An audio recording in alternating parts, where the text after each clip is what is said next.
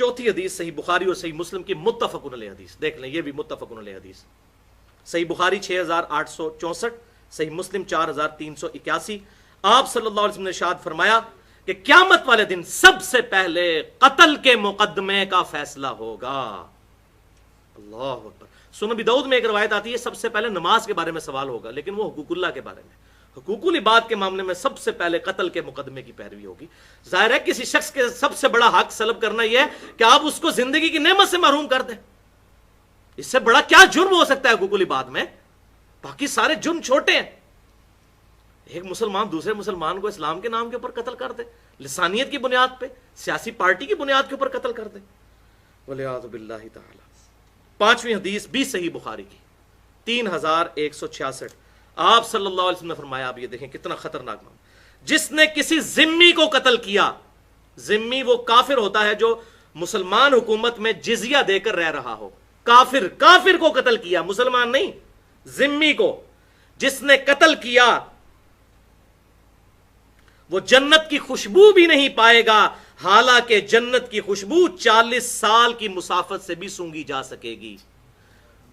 ये काफिर को नाहक कत्ल करने वाला जन्नत की खुशबू भी नहीं पाएगा, वो खुशबू जो 40 साल से के फासले से सुनी है। ये बुखारी है भाई, वो मौलवी की लिखी हुई किताब नहीं है। सही बुखारी 3166। और यहां कह रहे जी इतने हिंदू भड़का दो, तो फलां कर दो, तो वो कर दो। खुदा के लिए यार क्या मामला होने वाला है? वलियाज़ु बिल्लाहि ताला, वलियाज़ु बिल्लाहि ताला। ये बहुत सख्त मामला है। और सूरतुल मायदा की आयत नंबर 32 डेंजरस तरीन आयत है इस हवाले से।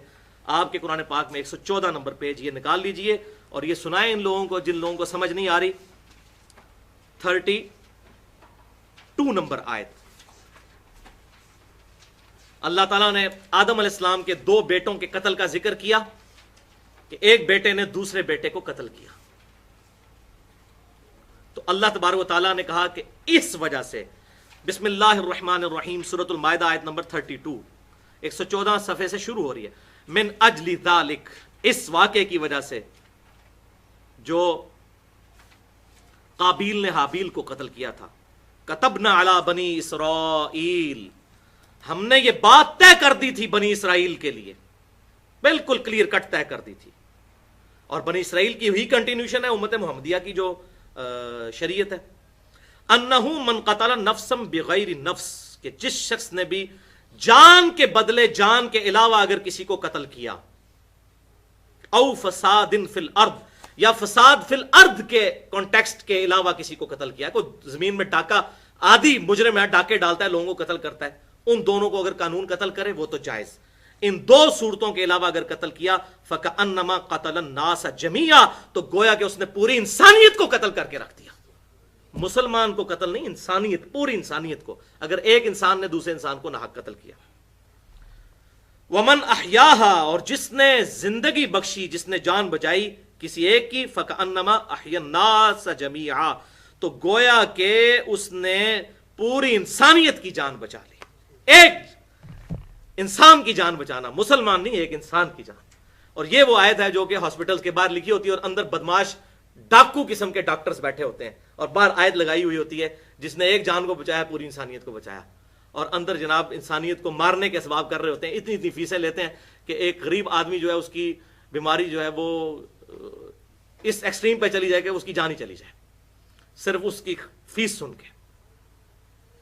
वलियाज़ु बिल्लाहि ताला। तो अब ये जो मामलात आज हो रहे हैं, आपको पता है कुछ अर्सा पहले यहां पेशावर में चर्च के ऊपर हमला हुआ, तो यहां की जो जिहादी तंजीमें हैं उन्होंने कहा कि जी हमने नहीं हमला किया, लेकिन साथ ही कहते हैं लेकिन जिसने किया है शरीयत के मुताबिक किया है।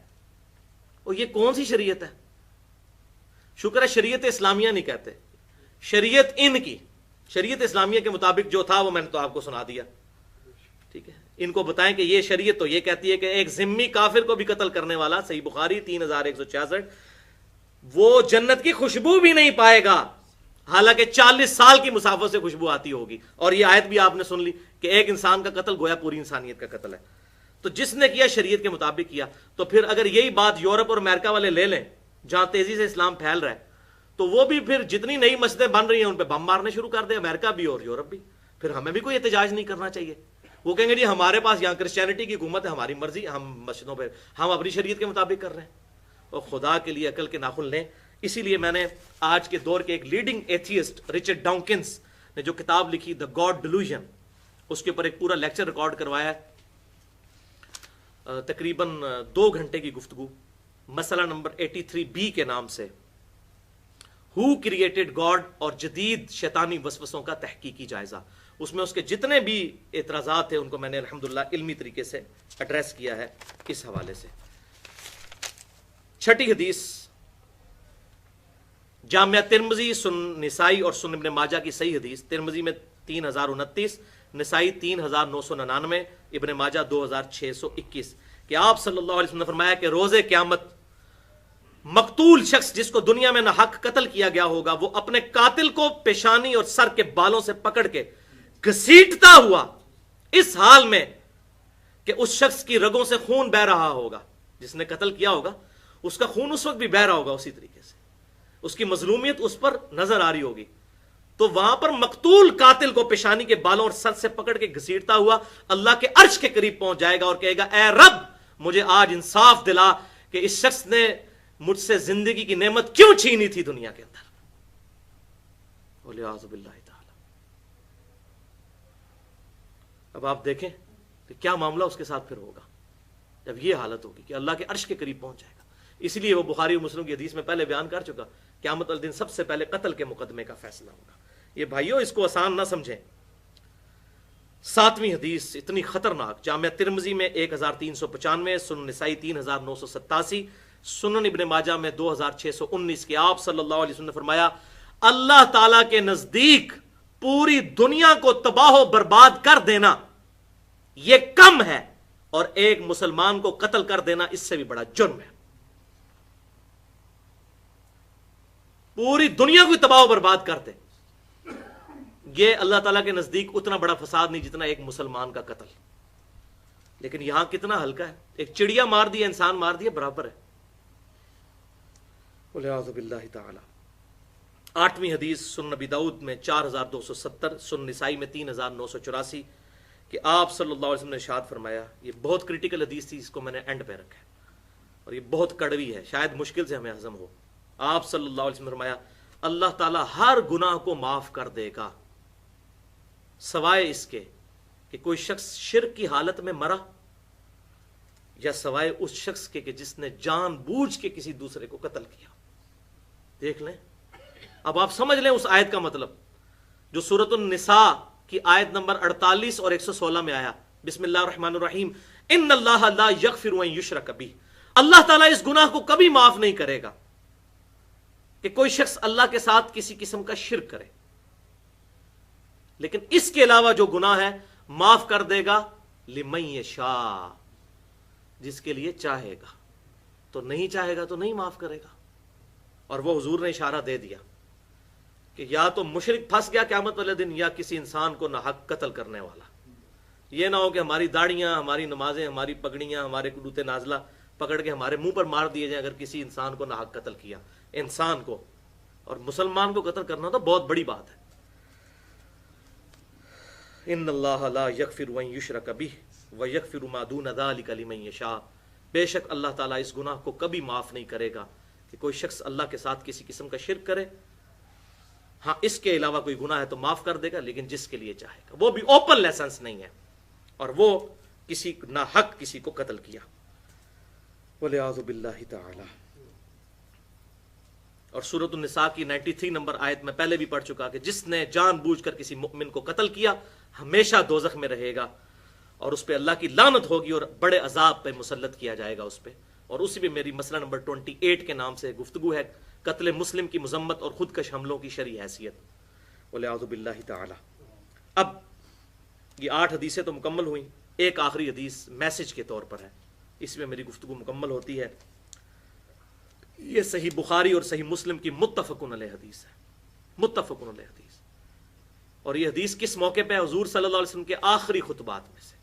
صحیح بخاری میں 4406، صحیح مسلم 4383، حجۃ الوداع والے چیپٹر میں. آپ صلی اللہ علیہ وسلم نے یوم النہر کو ایک خطبہ دیا. ایک تو آپ نے میدان عرفات میں خطبہ دیا تھا 9 ذی الحجہ 11 ہجری میں، 10 ہجری، 9 ذی الحجہ 10 ہجری. ایک اس سے اگلے دن جو قربانی کا دن تھا یعنی 10 ذی الحجہ 10 ہجری میں آپ صلی اللہ علیہ وسلم نے ایک خطبہ دیا. اس خطبے میں کافی الفاظ ہیں، وہ ڈیٹیل سے میں نے مسئلہ نمبر 66A میں بیان کیا ہے، محرم اور واقعہ کربلا سے متعلق 5 علمی پوائنٹس.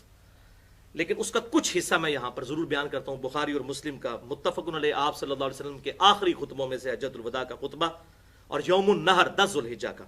یہ آپ صلی اللہ علیہ وسلم نے فرمایا بے شک تمہاری جان نمبر 1، نمبر 2 تمہارے مال، نمبر 3 تمہاری عزتیں. ایک مسلمان کی یہ تینوں چیزیں جان، مال اور عزت دوسرے مسلمان کے لیے حرام ہیں. ان کی حرمت اسی طریقے سے ہے اللہ کے حضور جس طرح آج اس مہینے ذو الحجہ کی حرمت اور عزت ہے اللہ کے حضور، اس شہر مکہ کی عزت اور اس آج کے دن کی عزت ہے اللہ کے حضور یوم النہر کی. بالکل. اب ہم عبادتوں میں تو بڑے شیر ہوتے ہیں. یہ لوگ کہتے ہیں جناب ہم جو ہے وہ ذو الحجہ کا مہینہ حرمت والا مہینہ ہے اور مکے کا شہر بڑا متبرک ہے، اور اسی طریقے سے جو یوم النہر ہے وہ بڑی برکت والا دن ہے. تو اللہ کے محبوب صلی اللہ علیہ وسلم فرمایا اس طرح جس طرح ان چیزوں کی عزت کر رہے ہو اللہ کے نزدیک اسی طرح عزت ہے ایک مسلمان کی جان، مال اور آبرو کی. پھر آپ صلی اللہ علیہ وسلم نے فرمایا دیکھنا میرے بعد کافر نہ ہو جانا کہ ایک دوسرے کو قتل کرنا شروع کر دو. واضح الفاظ ہے، میرے بعد کافر نہ ہو جانا کہ ایک دوسرے کو قتل کرنا شروع کر دو. اور بتاؤ کیا میں نے اپنے رب کا پیغام تم تک پہنچا دیا؟ سب نے کہا بلا یا رسول اللہ، پہنچا دیا اے اللہ کے رسول صلی اللہ علیہ وسلم.